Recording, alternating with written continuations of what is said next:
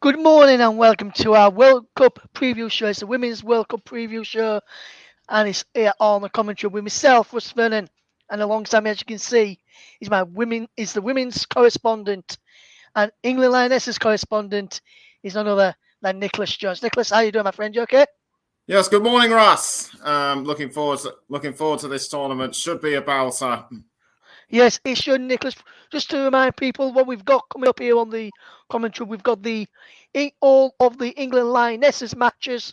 Well, most of those Well, I think we've got all the England Lionesses matches and most of the Republic of Ireland women's matches as well. We'll also have a roundup show after Republic of Ireland and England games are being played. We may have the odd ones where Nicholas, our resident women's expert, does a preview show on his own where he rounds up all the other results throughout the group stages, and maybe we'll even probably continue that into the knockout stages all the way through, and we'll do a review of the tournament after the final has ended on Sunday, the 20th of August.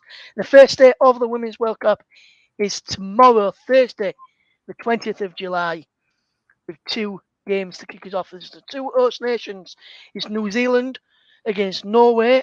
They're taking on at Eden Park in Auckland is 8 a.m. and kick off for that one. But the game that we're going to be covering and the man alongside me is going to be covering is Australia against Republic of Ireland, which is taking place at Stadium Australia in Sydney at 11 a.m. on Thursday, the 20th of July.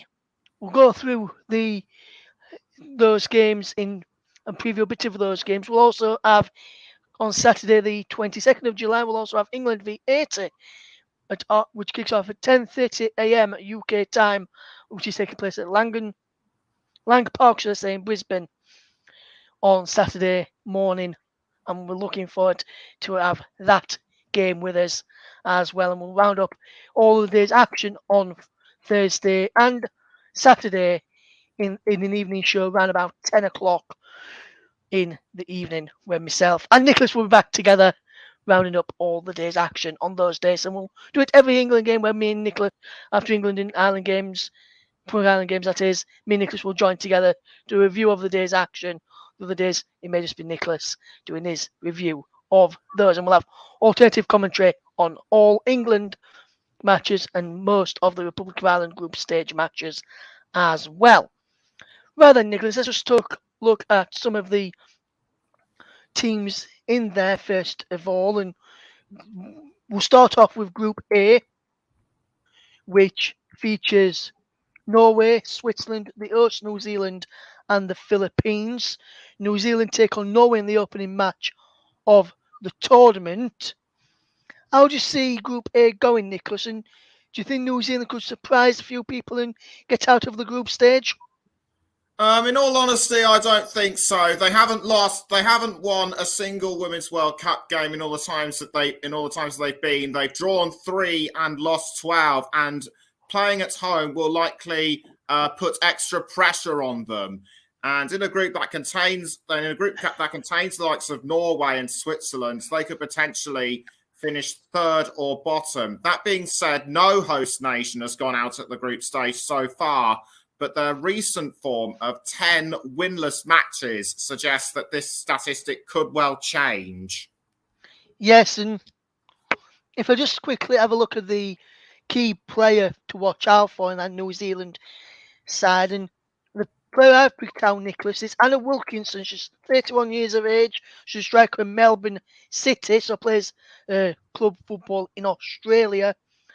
New Zealand's place in Pot 1 in the group stage draw has scorers and them a relatively kind group for the lowest standing in their rankings.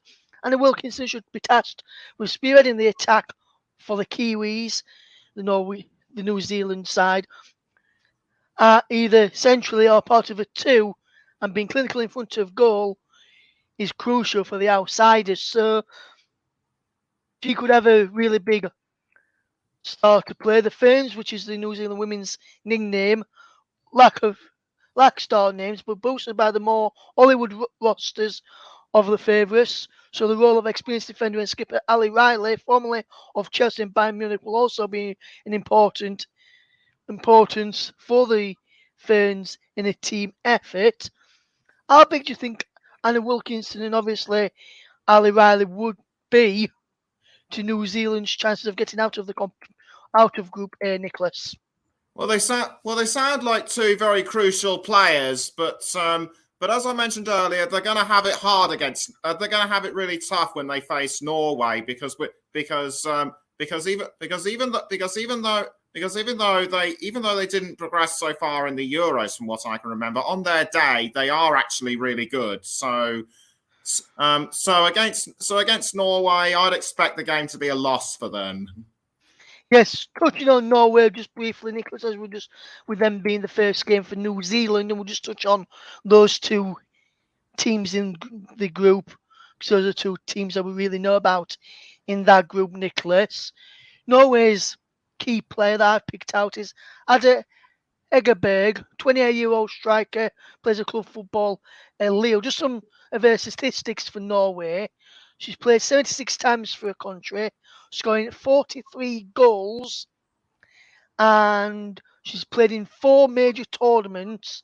And out of her 43 goals, Nicholas, she scored 3 in tournament football.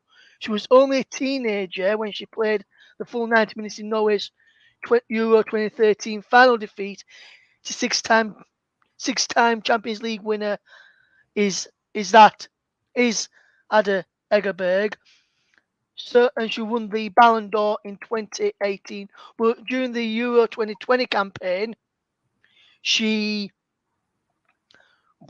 endured a goal. She didn't score a single goal in that one for Norway. Do you think she could get back to her best in that one? Plus, also, Nicholas, just another quick one before you answer that first question. Other key players for them is Caroline Graham Anson, who's back in her is herself back on the international scene after break for health reasons, and she has more firepower to the on the flanks. Do you think those two key players could be really crucial in Norway's chances of winning the tournament and getting out of Group A? I think so. Yes. Given the reputation Norway has in women's football, I wouldn't be surprised if they actually top Group A. Yes, and why do you think those two could be the two players I mentioned could be key for Norway, Nicholas, in topping Group A and potentially going further into the competition, deep into the competition, shall we say? I would say I would probably have to say their ball control, pace, and experience because, as you say, because as you said, Ada Hegerberg has scored many goals, but I wouldn't put it past Norway to top Group A. They'll easily beat New Zealand and the Philippines, but what will interest me is how they will do against Switzerland. Yeah, that one is going to be an intriguing match, I would have to say. Nicholas will touch upon. We'll do a little preview for New Zealand Norway a little bit later on in this preview show today, just to do a little preview for the first matches of the tournament for the hosts, New Zealand, Australia, who are taking on Republic of Ireland, and also England against Haiti, which will touch on England's chances in just a few minutes' time. So we'll now just touch on Group B, Nicholas, and just a couple of players. Well, a player from Australia, which is caught my eye really, and she is joined 7th in the all-time Women's Super League all-time top scoring records, and that is, you'll probably remember her name, Nicholas, Sam Kerr of Chelsea, 29-year-old striker. She scored 54 goals in the WSL all time. She is one behind Beth Mead, two behind Jordan Nobbs, who are 6th and 5th respectively in the WSL rankings for all-time top scorers. But she's already surpassed as I mentioned, half century of Women's Super League goals. A goal record at international level is eye-watering. Listen to this, Nicholas.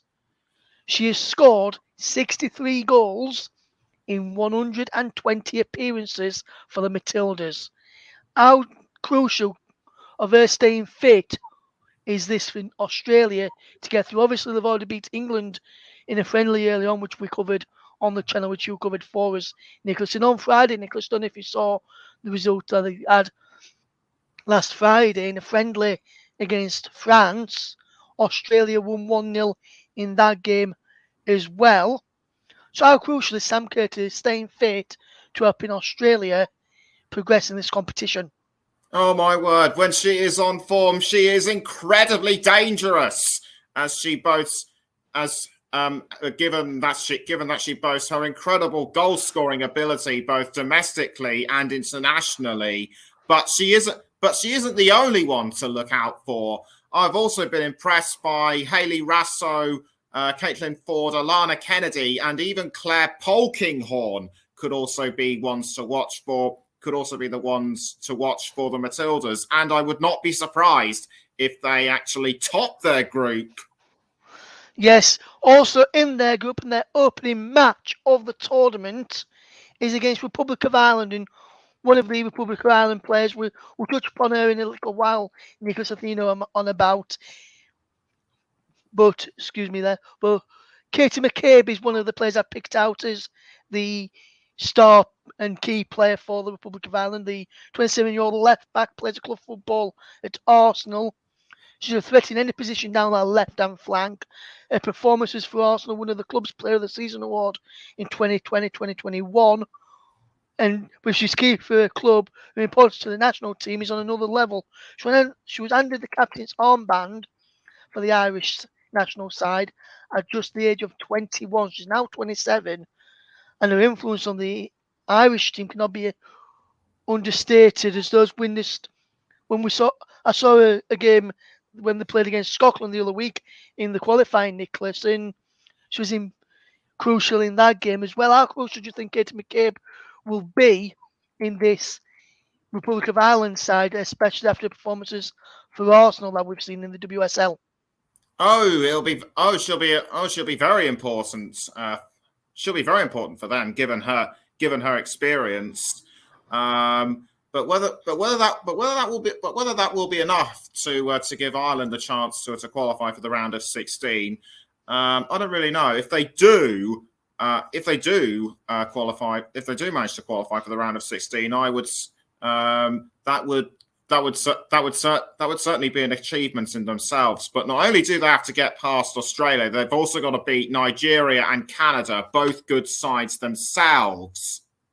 Yes, absolutely, Nicholas. And speaking of, I know that England played against Canada the weekend on last Friday, Nicholas, shall we say, and were held to a goalless draw against them in that warm-up match out in Australia. So as you said, they're a tough side as well. Another player that we would like to mention for the Republic of Ireland is Denise O'Sullivan. She was injured in their warm-up match against Colombia, which had to be abandoned last week due to injury, shin injury, but she badly bruised her shin.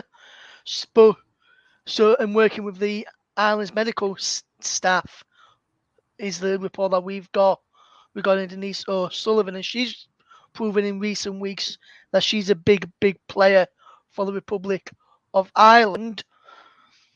If Denise O'Sullivan is fit and also can get Katie McCabe firing, Nicholas, Ireland have got two good players there who could help them probably get through the group. That would be one. Yes, that would be wonderful for them. But I think extra pressure will also be on them because it is the Republic of Ireland's first ever appearance at a major international tournament, as far as I'm aware. So they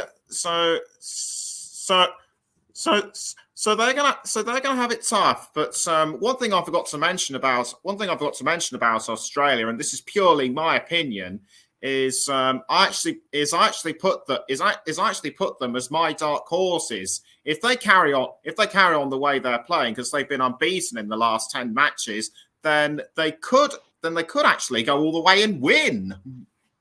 Yes, potentially, Nicholas. Just a bit about Denise O'Sullivan as well, just to let you know what the Irish FA announced and the WNT side announced. She had an X-ray and CT scan after shin injury, and it proved no fracture, which is key one there for the Republic of Ireland.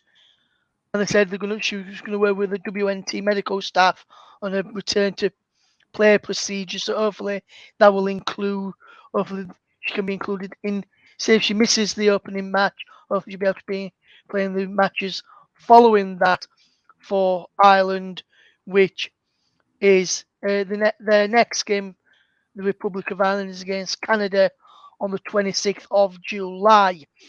A week today is the next one that Ireland take part in. Now that we've looked at that, let's take a quick look at Group D, which features England. So England are in Group D. Alongside England in Group D, just to tell you, is China, Haiti, and Denmark. England's first game is against Haiti on the 22nd of July, 10:30 a.m. at Lang Park in Brisbane. So this upcoming Saturday, which you can hear on the commentary with our very good friend Nicholas Jones, who's alongside me. He's our Lionesses expert and women's correspondent here at the commentary hub. And one of the players I picked out here, Nicholas, obviously there's a few other names to mention in the Lionesses squad, but without Beth Mead and Leah Williamson, who would have probably been up there for a pick for me, the player that I picked out, Nicholas, and you may find this one as a bit of more as a surprise one, I've gone for Kira Walsh, 26-year-old central midfielder, plays for Barnsley, played for Manchester City as well. She's been a starring role in England's recent success, especially in the Euro 2022 campaign when they won the final against Germany. She was impressive in that final, been impressive since. And also, Nicholas, another talented player to keep an eye on is Alessia Russo, who's just joined Arsenal in from Manchester United. Another one as well, Nicholas, is Rachel Daly. So I'm just going to touch upon Russo against Daly, Nicholas, just so you can have a look at this. Russo against Daly, 22 caps versus 69, 11 versus 13 goals. And in the WSL last season, 22-23 season, 10 goals and versus 22 goals, with Rachel Daly top scored with the 22 goals there. So Daly's probably the more prolific in front of goal in terms of Russo. But there's also Ella Toon, who's a key player in the England squad. There's so many to mention in the England squad. It was hard to pick out any just one standout. That's why I've gone with three standouts there, Nicholas, in Walsh, Russo, and Daly. But as I mentioned, I could have picked Ella Toon, Lauren Emp, Georgia Stanway as well in the England setup. But would you agree that Walsh, Russo, and Daly probably the top three at the moment in the terms of the England squad from what you've seen over the last few weeks covering them? They could be potentially, yes, but with the injuries to Fran Kirby, Leah Williamson, and Beth Mead, it will not have helped England's confidence, and so too have their last three consecutive winless matches. And Millie Bright has to step up to the plate as captain in far from ideal circumstances. Other players for me that I'm certainly going to keep an eye on, given their recent form, are Chloe Kelly and Lauren James. Reason being is because of that now iconic goal Chloe Kelly scored in the Women's Euro final, and Lauren James has improved. Lauren James has improved a lot on the pitch. But even some of the younger players like Niamh Charles and Katie Robinson could also be worth keeping an eye on. Yes, absolutely, Nicholas. So a couple of players that you mentioned there were just going to add to my mind when I mentioned my key picks for the Lionesses this tournament. They're coming up against Denmark in one of the matches as well, Nicholas. And one player that I've picked out for Denmark, we'll just touch on these briefly. This is England's final match in the tournament after the start with 80. No, this is second match, should I say, in the tournament against Denmark. They finish against China. We play them on the 28th of July against Denmark. But the player that I picked out for Denmark is Pernille Harder, the Chelsea, who used to play Chelsea, who swapped the WSL for the Frauen Bundesliga.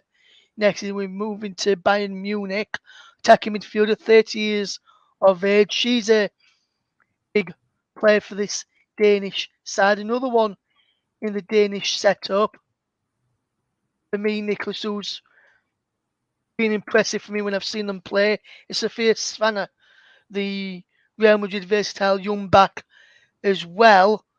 And she, along with Pernille Harder, makes Denmark a clear threat to England.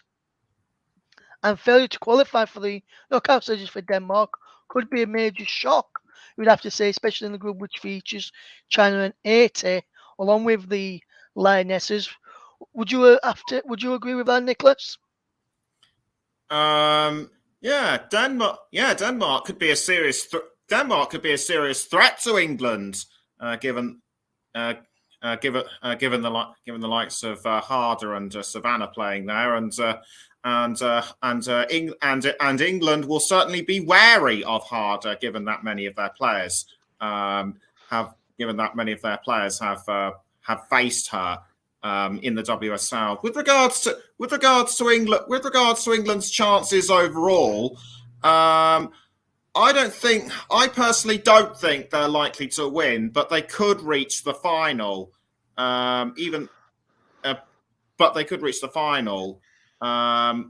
Their success in the later rounds, however, could actually be down to luck rather than anything else, because, as you know, after the group stage, things will get even tougher. But I'm not ruling them out. But I'm not ruling them out for a win overall. I just want to sort of wait and see how they do.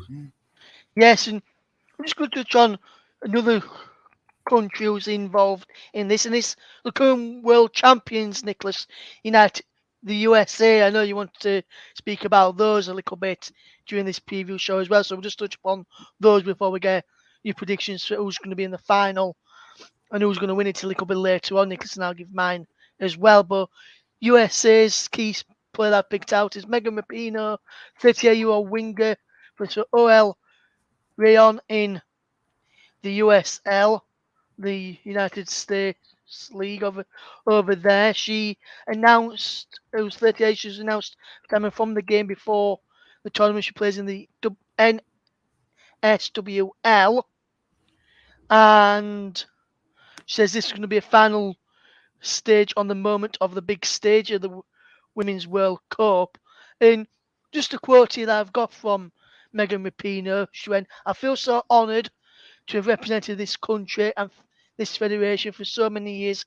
It's truly been the greatest thing that I've ever done." And she's been a key player for the USA. And with the opening game against Vietnam, which is on Saturday morning, the 22nd of July at 2 a.m. UK time, I could see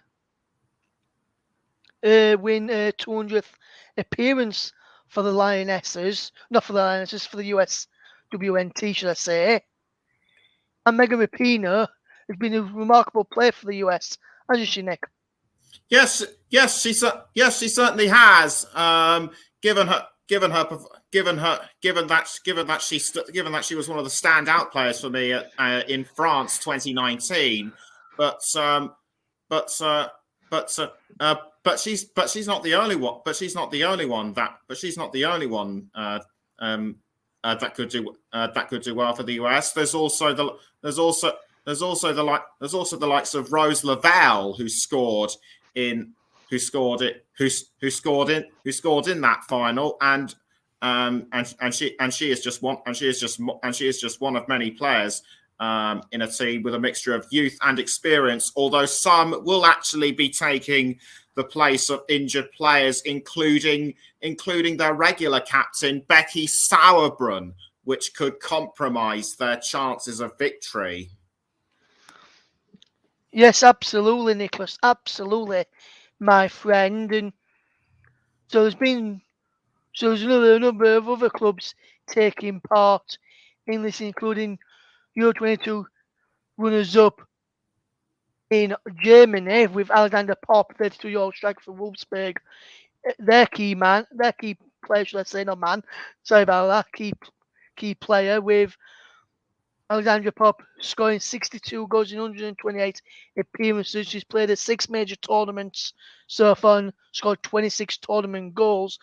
I think she was a big miss in the Euro 2022 final against England in that final. Do you reckon she's the key player for Germany as well, Nixon? Do you think she was the key reason miss for that Germany side and why they lost against England in Euro 2022? I would have to say so. Yes, because if you remember in the semi-final against France, she put in an amazing performance. And had she actually started in the final against England, she could well have taken Germany to victory overall. So for her, this will be the chance to right a few. So for her, this will be the chance to right the wrongs of last year. And in terms of how they'll do overall, I think I would have to say Germany. I would have to say Germany is one of my other picks to potentially win the tournament. Yes, and that's where we're going to move on to now, Nicholas. Who you think's going to win the tournament and who do you think's going to be in the group? Who do you think's going to be in the final against them? I'll just run you through the groups just so you know who are in each group, Nicholas, and the listeners know who is in which group. So we'll just run you through that one just now. So in Group A, which is Norway, Switzerland, New Zealand, Philippines. Group B is Australia, Canada, Republic of Ireland, Nigeria. Group C is Spain, Japan, Zambia, Costa Rica. If we'd have gone through all these teams, guys would have been here all day. Group D is England, Denmark, China, Haiti. In Group E is USA, Netherlands, Portugal, Vietnam. Group F is France, Brazil, Jamaica, Panama. Group G is Sweden, Italy, Argentina, South Africa. Group H is Germany, Colombia, South Korea, Morocco. And those are the groups. So then, Nicholas, the final on the 20th of August. I'll ask you and then I'll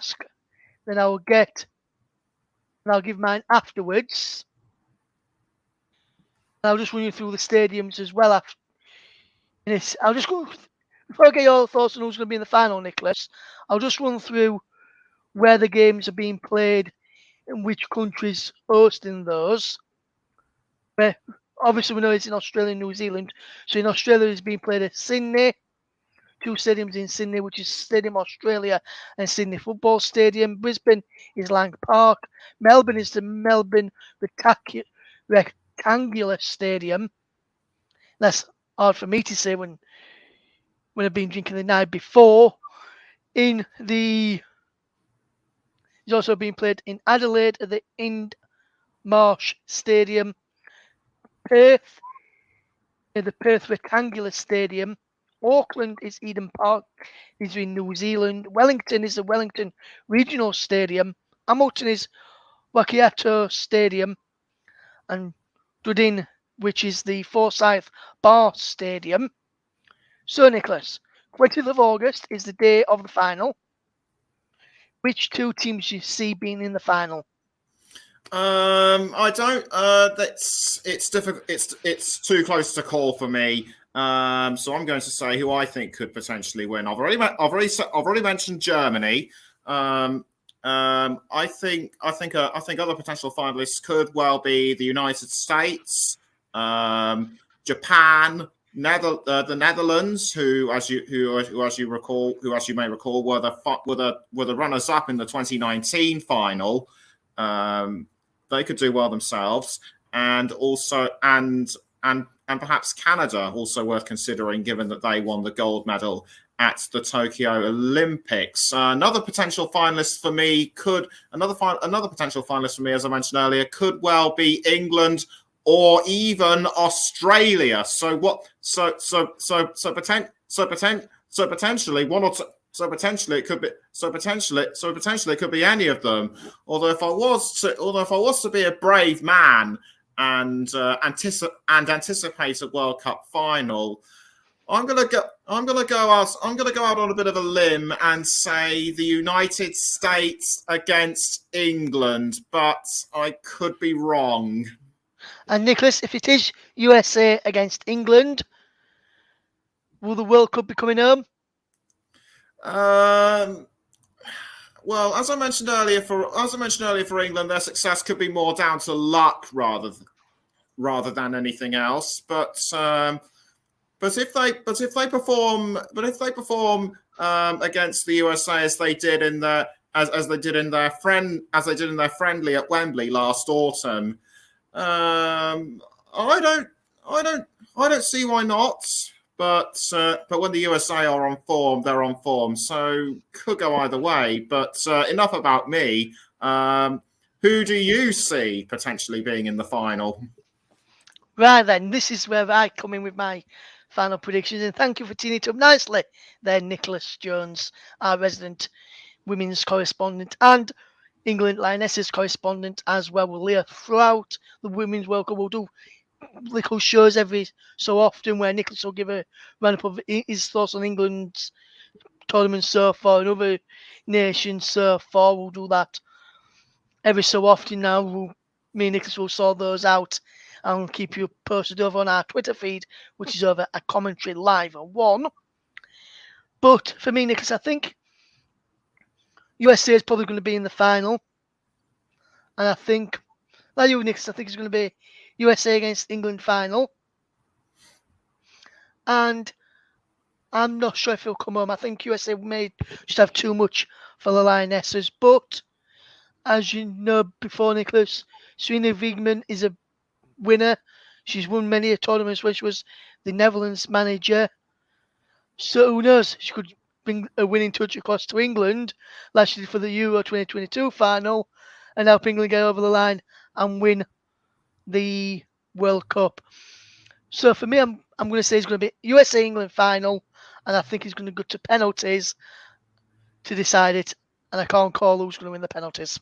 That is my prediction there. We've just been on for just over half an hour here today. So big thank you for listening to this tournament. Stay tuned to the commentary. You'll be able to hear Australia against Republic of Ireland, England against Haiti in the opening week, and we'll keep you across days when we bring out the review shows and what time they're going to be on after each day. We'll keep you posted with that. We'll probably record some of those. We'll probably go out live with some of those. It just depends on how what me and Nicholas are doing on those days that the games are being played. So thank you very much for listening to our World Cup preview show. This has been the Commentary Hub. This has been myself, Russ, Vernon, here on the Commentary Hub. Big thank you for listening, and we'll see you again soon. And Nicholas, just want to say thank you very much for joining us today on this World Cup preview show. And we'll hopefully be able to hear your dulcet tones throughout the tournament. Yes. Thank you very much, Russ. I'll be sure not to disappoint. Yes, thank you very much, everybody.